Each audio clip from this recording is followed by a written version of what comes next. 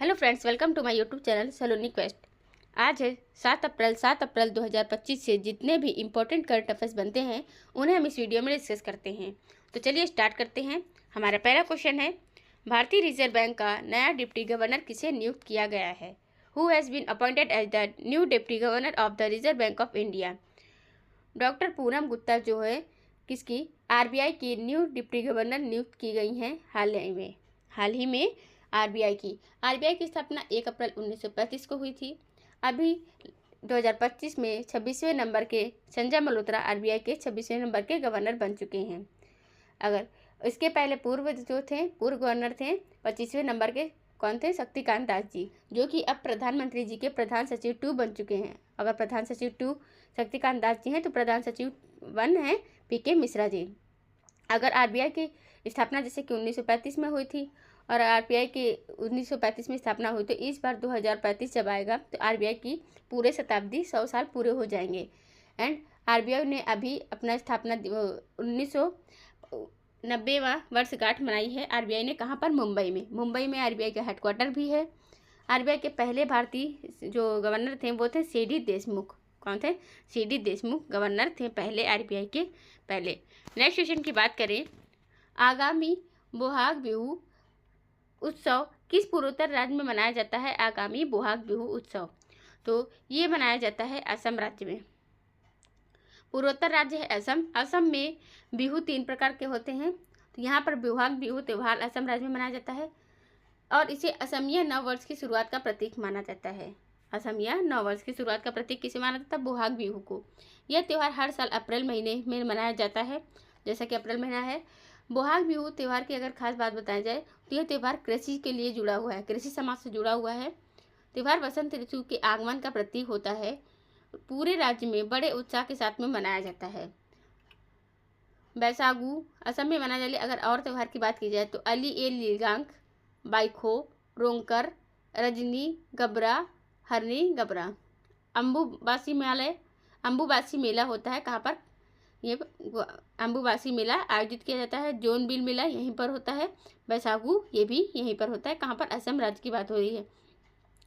असम के सीएम कौन है? असम के सीएम हैं हेमंत बिस्व शर्मा, जो कि बीजेपी पार्टी से हैं। आचार्य देवव्रत असम के गवर्नर हैं। असम में एकमात्र एक सींग वाले गेंडे पाए जाते हैं। किस राज्य में? असम राज्य में, जो कि पूर्वोत्तर राज्य है असम भारत का।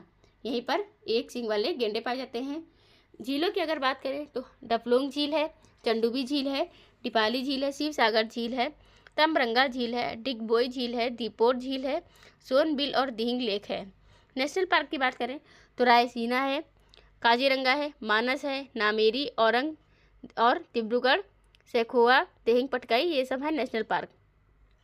बिहू लोक नृत्य होता है, भोरताल नृत्य होता है, खंबा नृत्य होता है, झुमोर नृत्य जो कि असम का होता है। असम की राजधानी दिसपुर है। डिब्रूगढ़ दूसरी राजधानी बन चुकी है। जिले 35 हैं। विधानसभा में 126 सीटें हैं। लोकसभा में 14 और राज्यसभा में 4 सीटें हैं। असम राज्य की बात है। असम राज्य से ही कट के अलग अलग होकर के ये सब जो पूर्वोत्तर के जितने भी राज्य हैं गठित हुए हैं, उनका गठन किया गया है। असम ने अभी बाथोइज्म को मान्यता प्रदान की है। किसने? असम की बात की जाए तो असम ने बाथोइज्म को मान्यता प्रदान कर दी है। और भारत सरकार की जो भारतीय सेना है हमारे भारत की, उसने असम के गुवाहाटी आईआईटी संस्थान के साथ में क्या किया? बंकर बनाने के लिए, बांस के बंकर बनाने के लिए समझौते पर हस्ताक्षर किए हैं, मतलब उनके साथ साझेदारी की है बांस के बंकर बनाने के लिए। नागालैंड की बात करें तो नागालैंड भी कौन है? नागालैंड पूर्वोत्तर का राज्य है। नागालैंड में चक्रेनी महोत्सव मनाया जाता है, हॉर्नबिल महोत्सव मनाया जाता है। नागालैंड की बात करें तो त्रिपुरा की राजधानी है अगरतला। और त्रिपुरा ये पूर्वोत्तर राज्य है। यहाँ के सीएम है मानिक शाह जी। मेघालय पूर्वोत्तर राज्य है। मेघालय में सबसे ज़्यादा वर्षा वाला स्थान माना जाता है मासिन राम।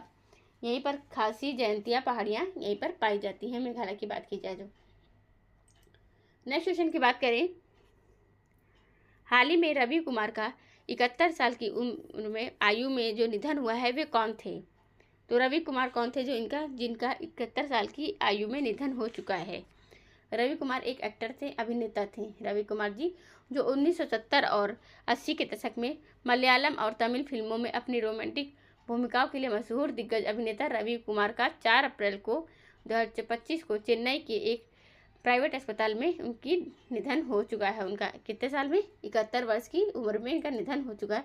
ये अभिनेता हैं जिनका निधन हो चुका है, हाल ही में निधन हुआ है इनका। अब निधन की बात करें तो हाल ही में 2025 में जो निधन हुए हैं और 2024 के निधन है, KM करियप्पन इनका भी निधन हो चुका है, बी जयचंद्रन निधन हो चुका है, प्रीतीश नंदी जी इनका भी निधन हो चुका है। डॉक्टर राजगोपाल चिदम्बरम जो हैं ये परमाणु वैज्ञानिक हैं जो कि पद्मश्री से सम्मानित हो चुके हैं, पद्म विभूषण से सम्मानित हो चुके हैं। टोमिको ओटुका जो कि विश्व की सबसे वृद्ध महिला हैं, 116 वर्षीय, इनका निधन हो चुका है। KS मनीलाल हैं जो कि प्रख्यात वनस्पति शास्त्री हैं और फिल्म निर्माता भी हैं। पद्मश्री 2020 से सम्मानित हैं। 2020 में इन्हें पद्मश्री सम्मानित किया गया था KS मनीलाल जी को। MT वासुदेवन नायर जो हैं ये हैं मलयालम लेखक हैं, पद्म विभूषण से सम्मानित हैं 2025 में, पद्म भूषण से 2005 में, ज्ञानपीठ से 1995 में सम्मानित किए गए थे। जिमी कार्टर अमेरिका के 39वें राष्ट्रपति जो कि नोबेल शांति पुरस्कार विजेता है 2002 के।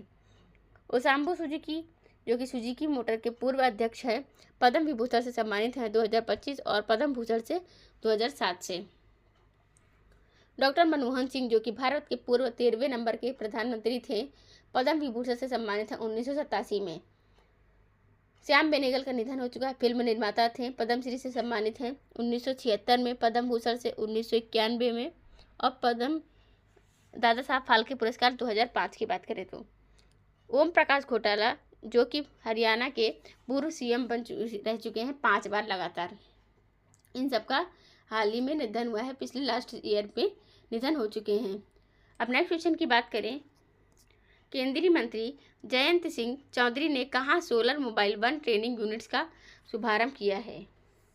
तो ये केंद्रीय मंत्री हैं, इन्होंने नई दिल्ली में, जयंत सिंह चौधरी ने नई दिल्ली में solar mobile one training units का उद्घाटन किया है। किसका?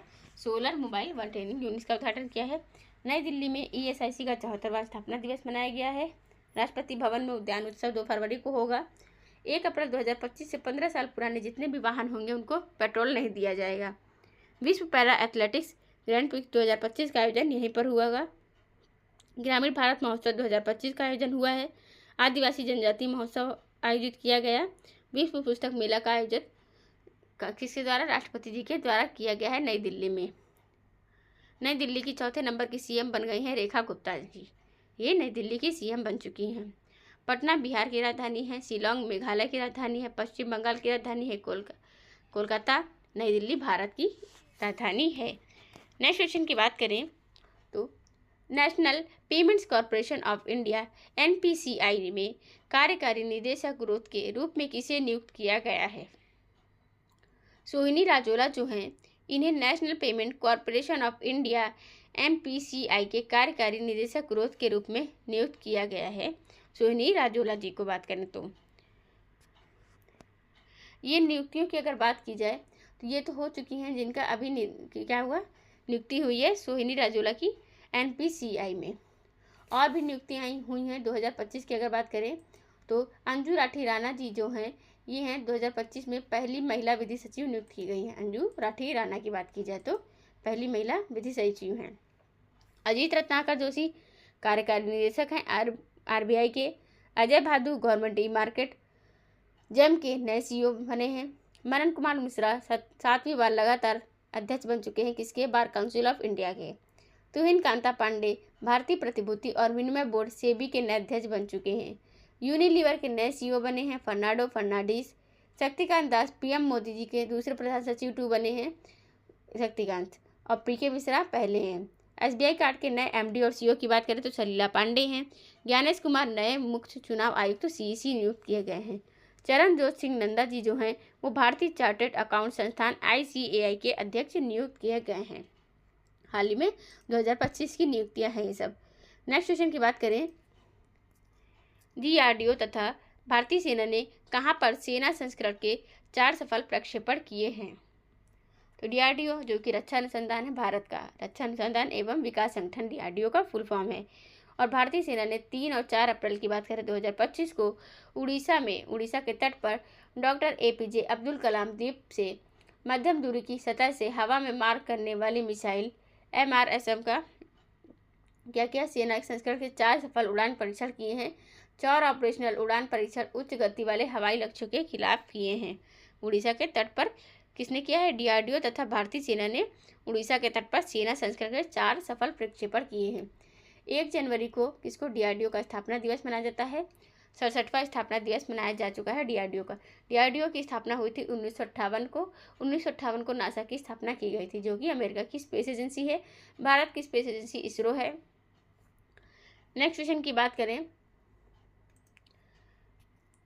अग्निशमन एवं बचाव सेवाओं का नया DGP निदेशक किसे नियुक्त किया गया है, तो सीमा जो अग्रवाल हैं, सीमा अग्रवाल जी अग्निशमन एवं बचाव सेवाओं की नए DGP निदेशक के रूप में नियुक्त की गई हैं। कौन है, भारतीय पुलिस सेवा की कौन बन गई है, IPS जो है वरिष्ठ अधिकारी सीमा अग्रवाल को अग्निशमन एवं बचाव सेवाओं का नया DGP निदेशक नियुक्त किया गया है सीमा अग्रवाल जी को। नेक्स्ट क्वेश्चन की बात करें, IRCP 2025 विश्व बैंक और विशेषज्ञों सहित वैश्विक प्रमुखों की भागीदारी के साथ कहाँ संपन्न हुआ है, तो IRCP 2025 की अगर बात करें तो विश्व बैंक और विशेषज्ञों सहित जो वैश्विक प्रमुखों की भागीदारी है वो संपन्न हुई है नई दिल्ली में। कहाँ पर संपन्न हुई है, नई दिल्ली में संपन्न हुई है।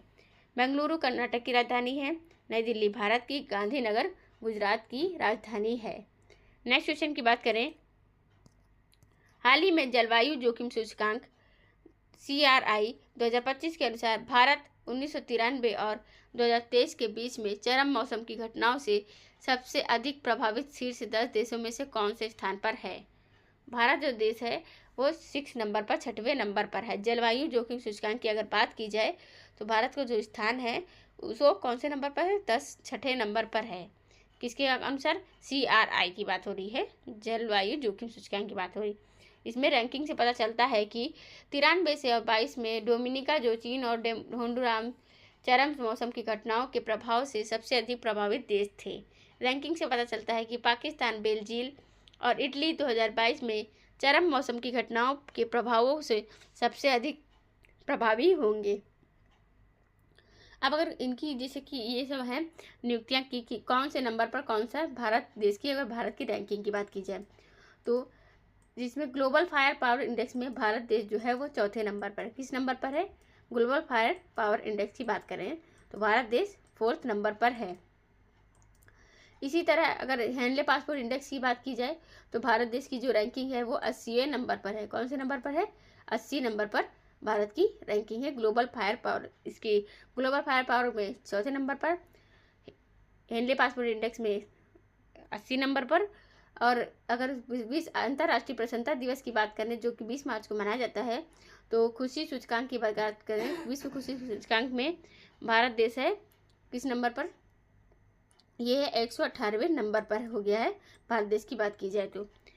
नेक्स्ट क्वेश्चन की बात करें, किस भारतीय सामाजिक कार्यकर्ता और राजनीतिक ने ब्राह्मणवाद के विरुद्ध स्वाभिमान आंदोलन या द्रविड़ आंदोलन का नेतृत्व किया है, तो ईरोड वेंकटप्पा रामास्वामी जो हैं इन्होंने भारतीय समाज कार्यकर्ता हैं ये, और राजनीतिक ने ब्राह्मणवाद के विरुद्ध और स्वाभिमान आंदोलन किया, द्रविड़ आंदोलन का नेतृत्व किया था। किसने, ईरोड वेंकटप्पा रामास्वामी जी ने किया था। श्री राजगोपालाचारी जो 3रे नंबर के भारतीय हैं जिन्हें भारत रत्न सम्मान 1954 में प्राप्त हुआ था। नेक्स्ट क्वेश्चन की बात करें तो अगले 2 वर्ष तक बिम्स्टेक की अध्यक्षता किस देश ने ग्रहण की है, अगले 2 वर्ष तक बांग्लादेश देश है जो किसकी बिम्स्टेक की अध्यक्षता ग्रहण कर ली है। किसने, बांग्लादेश की बात करें तो बांग्लादेश की राजधानी है ढाका, बांग्लादेश की राजधानी ढाका है। अगर यहाँ की करेंसी की बात करें तो टका यहाँ की करेंसी है बांग्लादेश की। और 2 वर्ष तक अगले बिम्स्टेक की जो अध्यक्षता है ये बांग्लादेश अधिग्रहण कर रहा है। कौन, ढाका बांग्लादेश की बात करें कर रहा है ये। ढाका अगर बात करें तो बांग्लादेश का औद्योगिक और प्रशासनिक केंद्र भी है। यह बांग्लादेश की अर्थव्यवस्था का 35% हिस्सा है। कौन, ढाका की बात की जाए तो। ये मुगल सल्तनत के दौरान 17वीं सदी में इस शहर को जहांगीर नगर के नाम से भी जाना जाता था। अगर पूछा जा सकता है कि जहांगीर नगर के नाम से किसे जाना जाता था, तो 17वीं सदी में मुगल सल्तनत के दौरान किसको, ढाका को जहांगीर नगर के नाम से जाना जाता था। भारत के विभाजन के बाद 1947 में ढाका पूर्वी पाकिस्तान की प्रशासनिक राजधानी बना। 1972 में जब बांग्लादेश एक स्वतंत्र राष्ट्र के रूप में अस्तित्व में आया, तब ढाका को इसकी राष्ट्रीय राजधानी घोषित किया गया है। इसको, ढाका को, कब, 1972 की बात की जाए। अब नेक्स्ट क्वेश्चन की बात करें, रूस के राष्ट्रपति व्लादिमीर पुतिन ने किस देश के साथ में द्विपक्षीय वार्ता के बाद एक नए व्यापारिक सामरिक भागीदारी समझौते पर हस्ताक्षर किए हैं?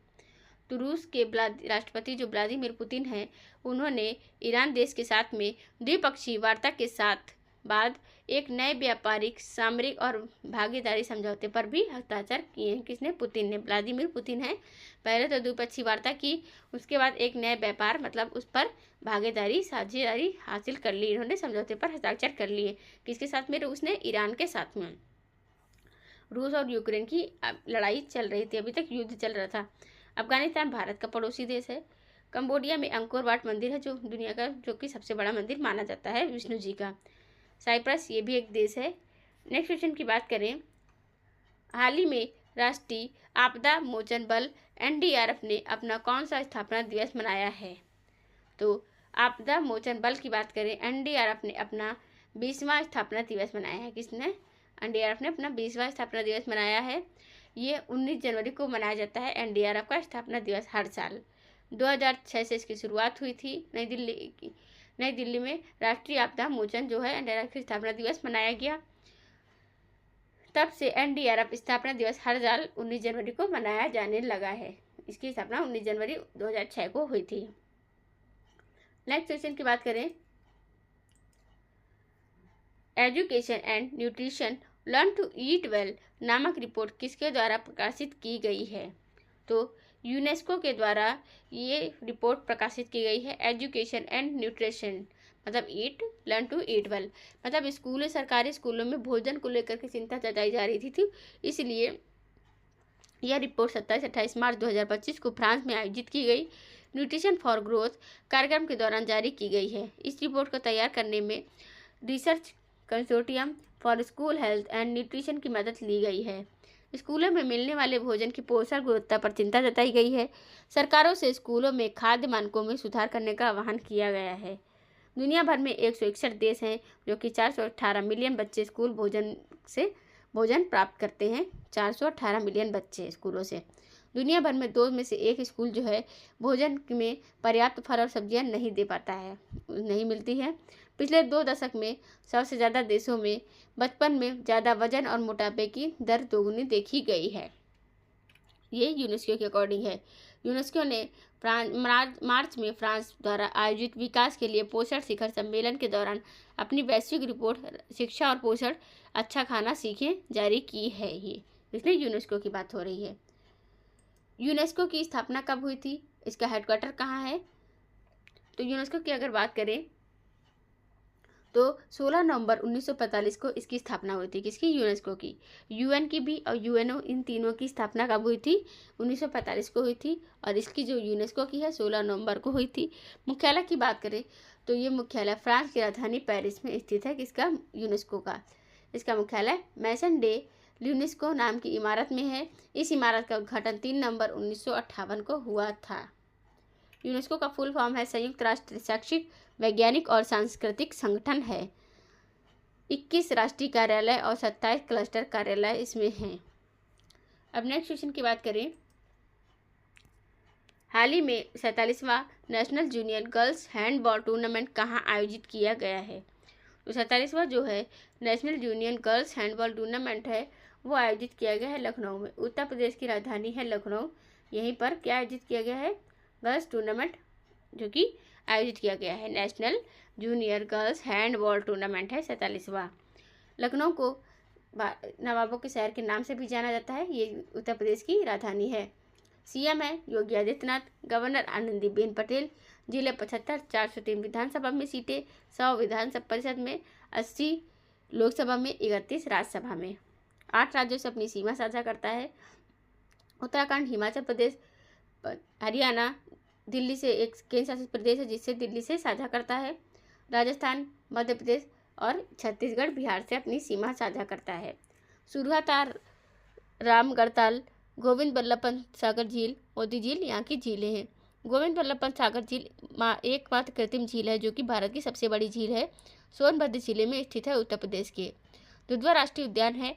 नावकगंज पक्षी अभ्यारण्य है। पीलीभीत टाइगर रिजर्व है। चंद्रप्रभा गैंड सेंचुरी है यहीं पर। चरकुला, नौटंकी, रासलीला, रामलीला, धोबिया, थाली, पैथा, छोरा, ये सब यहाँ के लोक नृत्य हैं। कथक है जो शास्त्रीय नृत्य है उत्तर प्रदेश का। आगरा, वाराणसी, मथुरा, ये सब यहाँ के चर्चित स्थल है उत्तर प्रदेश की बात की जाए तो। नेक्स्ट क्वेश्चन की बात करें, जैसे कि जयपुर किसकी राजस्थान की राजधानी है। हैदराबाद तेलंगाना की राजधानी है। जयपुर की बात करें। अब नेक्स्ट क्वेश्चन की बात करें, हाल ही में L&T फाइनेंस ने किस ब्रांड एम्बेसडर नियुक्त किया है। L&T फाइनेंस की अगर बात करें तो जसप्रीत बुमराह को अपना ब्रांड एम्बेसडर नियुक्त किया है L&T ने, जसप्रीत बुमराह को। रोहित शर्मा को भी नियुक्त किया गया है और शुभमन गिल को बूस्ट का ब्रांड एम्बेसडर नियुक्त किया गया है। जसप्रीत बुमराह को L&T फाइनेंस का ब्रांड एम्बेसडर नियुक्त किया गया है। नेक्स्ट क्वेश्चन की बात करें, हाल ही में RBI ने किस राज्य में 8वीं राज्य स्तरीय समन्वय समिति की बैठक आयोजित की है। तो अगर बात करें तो सिक्किम राज्य में RBI ने 8वीं राज्य स्तरीय समन्वय समिति की बैठक की है। सिक्किम की बात हो रही है। सिक्किम में RBI ने सिक्किम राज्य में 8वीं राज्य स्तरीय समन्वय समिति की बैठक की। सिक्किम की राजधानी है गंगटोक। सिक्किम भारत का 22वां राज्य है। 16 मई 1975 को इसका गठन किया गया था। 26 मार्च 2025 को सिक्किम के गंगटोक में, जो राजधानी है गंगटोक, सिक्किम की 8वीं राज्य स्तरीय समिति की गठन की आयोजित की गई थी यहीं पर RBI की। किसकी? RBI की। सिक्किम भारत का 22वां राज्य है। अब सिक्किम की अगर बात करें तो सिक्किम में कंचनजंगा है जो कि भारत की सबसे बड़ी चोटी है। कंचनजंगा भारत के नेपाल, कंचनजंगा और नेपाल के बॉर्डर पर ये दोनों मतलब अपना अपना आधा आधा साझा करते हैं। कंचनजंगा की बात करें तो दोनों एक दूसरे शेयर कर रहे हैं। यहीं पर मत्स्य पालन केंद्र स्थापित किया जाएगा। कहाँ पर? सिक्किम की बात करें, सिक्किम और इसकी बात करें, सिक्किम और है ये झारखंड, इन दोनों राज्यों में यूनेस्को ने पहली बार एक हेरिटेज शामिल की है। किन किन राज्यों की? सिक्किम और झारखंड की। प्रेम सिंह तमांग यहाँ के CM हैं सिक्किम के। हिमाचल प्रदेश की राजधानी शिमला और क्या है? धर्मशाला। शिमला किसकी है? गर्मी की है और धर्मशाला ठंडी की है। ये इसकी राजधानियाँ हैं। हिमाचल प्रदेश के CM की बात करें तो सुखविंदर सिंह सुक्खू हैं यहाँ के। मणिपुर की राजधानी है इम्फाल। मणिपुर में बताएं तो मणिपुर में N बीरेन सिंह जी ने इस्तीफा दे दिया है। यहीं पर अब 356 आर्टिकल के तहत राष्ट्रपति शासन लगा हुआ है। केबुल नामक एकमात्र तैरता हुआ नेशनल पार्क पाया जाता है। यसोयांग उत्सव मणिपुर में आयोजित होता है। मणिपुरी लोक नृत्य भी जो कि मणिपुर का है। त्रिपुरा की राजधानी है अगरतला। अब नेक्स्ट क्वेश्चन की बात करें, हाल ही में कौन दुनिया की 5वीं सबसे अमीर महिला बनी हैं। रोशनी नाडर जो हैं दुनिया की सबसे अमीर महिला बन गई हैं। दुनिया की 5वीं सबसे अमीर महिला रोशनी नाडर बन चुकी हैं। इनकी संपत्ति भारत की पहली महिला है जो दुनिया की इस लिस्ट में शामिल हुई है। रोशनी नाडर IT कंपनी HCL को चेयरपर्सन है। कौन? किसकी? HCL की चेयरपर्सन है। कौन? रोशनी नाडर की बात करें तो 3.5 लाख करोड़ रुपए इनकी संपत्ति है टोटल पूरी रोशनी नाडर की। नेक्स्ट क्वेश्चन की बात करें, हाल ही में किसे प्रधानमंत्री नरेंद्र मोदी जी का निजी सचिव नियुक्त किया गया है। तो निजी सचिव की अगर बात करें तो वो हैं कौन? निधि तिवारी जी प्रधानमंत्री जी की निजी सचिव। अगर प्रधान सचिव की बात की जाए तो 26वें नंबर के बन गए हैं अभी, जो कि कौन थे? RBI के गवर्नर थे पूर्व पहले शक्तिकांत दास जी 25वें नंबर के, अब बन गए हैं प्रधानमंत्री जी के प्रधान सचिव 2 शक्तिकांत दास जी। और PK1 अगर प्रधान सचिव 1 की बात की जाए तो वो PK मिश्रा है। अगर निजी सचिव की बात हो रही है, खाली निजी सचिव बोला जाए तो ये हैं निधि तिवारी जो कि प्रधानमंत्री नरेंद्र मोदी जी की हैं। प्रधानमंत्री नरेंद्र मोदी जी ने गुजरात के वनतारा में जामनगर में किसका? वनतारा का उद्घाटन किया है। नरेंद्र मोदी जी की बात की जाए तो ये अभी 12 मार्च को मॉरिशस के राष्ट्रीय दिवस पर मॉरिशस में मुख्य अतिथि के रूप में गए थे। जैसे हमारे भारत में 26 जनवरी को गणतंत्र दिवस समारोह में मुख्य अतिथि बुलाए जाते हैं। उसी तरह 12 मार्च को गए थे मुख्य अतिथि के रूप में 2025 में। 2024 में मॉरिशस ने मुख्य अतिथि के रूप में राष्ट्रपति द्रौपदी मुर्मू जी को बुलाया था। नेक्स्ट क्वेश्चन की बात करें, भारत में मुफ्त चावल योजना को पहली बार किस राज्य ने शुरू किया है? तो भारत में अगर मुफ्त चावल योजना की बात की जाए तो पहली बार किसने? तेलंगाना राज्य ने ये शुरू किया है। तेलंगाना की बात की जा रही, तेलंगाना की राजधानी है हैदराबाद। तेलंगाना हैदराबाद में अंतर्राष्ट्रीय कला प्रदर्शनी आयोजित किया गया है। रामप्पा मंदिर यहीं पर स्थित है। तेलंगाना में गीगा फैक्ट्री की आधारशिला अश्विनी वैष्णव जी ने रखी है। मानव अंग उत्तक प्रत्यारोपण अधिनियम को अपनाया गया है। राजीव युवा विकासम योजना शुरू की गई है यहीं पर तेलंगाना में। मत्स्य पालन स्टार्टअप कॉन्क्लेव 2.0 का आयोजन तेलंगाना में हुआ है। कोल इंडिया लिमिटेड ने स्वच्छ कोयला ऊर्जा तथा नेट जीरो केंद्र स्थापित करने के लिए हैदराबाद IIT संस्थान के साथ में एक MOU पर हस्ताक्षर किए हैं। किसकी? तेलंगाना की बातें हो रही हैं। तेलंगाना के CM हैं रेवंत रेड्डी। तेलंगाना के CM हैं। कर्नाटक की राजधानी है बेंगलुरु। बेंगलुरु में 10वां अंतर्राष्ट्रीय महिला सम्मेलन आयोजित हुआ है। इस साल 6वां अंतर्राष्ट्रीय बाजरा महोत्सव आयोजित किया गया है। इसरो का हेडक्वार्टर बेंगलुरु में है। कर्नाटक अभी नक्सल मुक्त घोषित कर दिया गया है। किससे? पूरी तरह से नक्सल मुक्त घोषित किया गया। कौन सा राज्य? कर्नाटक राज्य की बात की जाए तो ये नक्सल मुक्त घोषित कर दिया गया है कर्नाटक के। अब कर्नाटक में ही पटुकल नृत्योत्सव मनाया जाता है। यक्षगान ये यहाँ का लोक नृत्य है। किसका? कर्नाटक की बात की जाए तो यक्षगान लोक नृत्य है कर्नाटक का। मध्य प्रदेश की राजधानी है भोपाल। मध्य प्रदेश के CM की अगर बात करें तो ये होते कौन है? मोहन यादव BJP पार्टी से। मंगूभाई छगनभाई पटेल जी यहाँ के गवर्नर हैं। जिले हैं 55। यहीं पर कौन सा नेशनल पार्क है? पेन्नर नेशनल पार्क है। माधव नेशनल पार्क है जो कि 58वां टाइगर रिजर्व बन चुका है भारत का। माधव नेशनल पार्क है। PH नेशनल पार्क है। कान्हा नेशनल पार्क है। Kunnu national park. Kunnu national park में सबसे ज़्यादा चीते पाए जाते हैं यहीं पर मध्य प्रदेश की बात की करें तो। टाइगर ऑफ स्टेट किसको कहा जाता है? मध्य प्रदेश को कहा जाता है।